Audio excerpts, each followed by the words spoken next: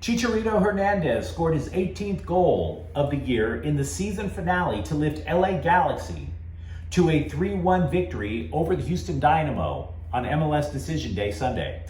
Hi, I'm James of Faithful Angelino Sports with a rapid recap of LA Galaxy Soccer. And if you enjoy talking Galaxy Soccer, don't forget to subscribe to the channel. We do talk about the blue, white, and gold here. Now, unlike prior decision days, LA wasn't hoping to just sneak into the playoff picture. They had already clinched their spot last week. They finished the regular season with 50 points. They are seeded 4th in the Western Conference playoffs. The Galaxy will advance to face Nashville FC at Dignity Health Sports Park in the first round. Now, for the record, LA has a 1-0 victory over Nashville at Dignity Health, and they tied Nashville FC over in Tennessee. LA has been surging. They have but one loss in their last 11 matches. That is a roll. So you have to take a moment and say, what has been the difference for this team with this streak? And I think it's relatively easy to describe. To me, it's all about the midfield. The Galaxy today lined up in a 4-3-3 with a midfield of Gaston Brugman in the center, with Marky Delgado and Ricky Puig on the side. 2 of those 3 midfielders were not part of the team when LA faced Houston earlier in the year. Now, I went to that game. I was not a happy camper after they left because the Galaxy were humiliated 3-0. The difference, aside from adding Puig and adding Brugman, they had a 5-man midfield. They played a 4-2-3-1. Included in the midfield that game, 35-year-old Victor Vazquez. That is a big ask to ask Vazquez to be able to keep up with significantly younger players. The man is approaching middle age. Second, the Galaxy also played Ryan Raveloson. Raveloson, according to MLSsoccer.com, has not played an MLS match since July 30th.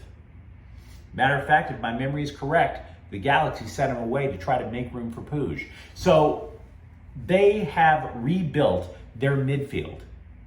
And this gives the Galaxy options that they simply didn't have on offense before.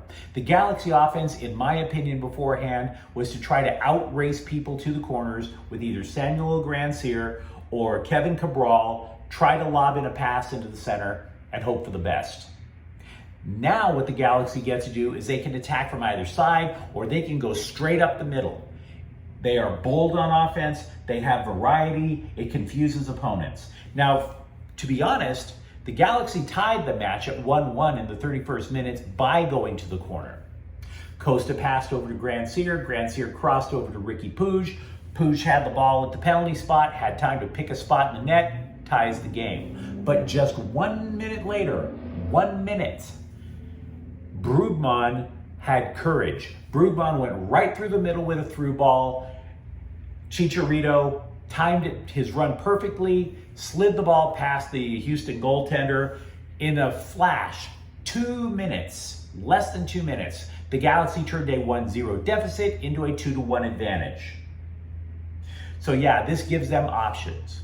And they also now have options off the bench. The third goal for the Galaxy came when Dejan Joveljic added one off the bench in the second half. That was his 8th goal coming off the bench.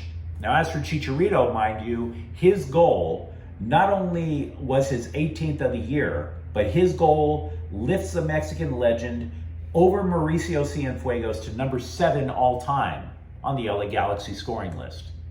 Regarding the Houston Dynamo, they missed the playoffs yet again. They did get 1 goal to take a lead in the 8th minute. That came when Sebastian Ferreira headed one past Jonathan Bond. But having said that, LA Galaxy advances to the playoffs where they will face Nashville FC. We do not know the date and time yet. MLSsoccer.com has yet to update its website. To repeat, LA Galaxy 3, Houston Dynamo 1.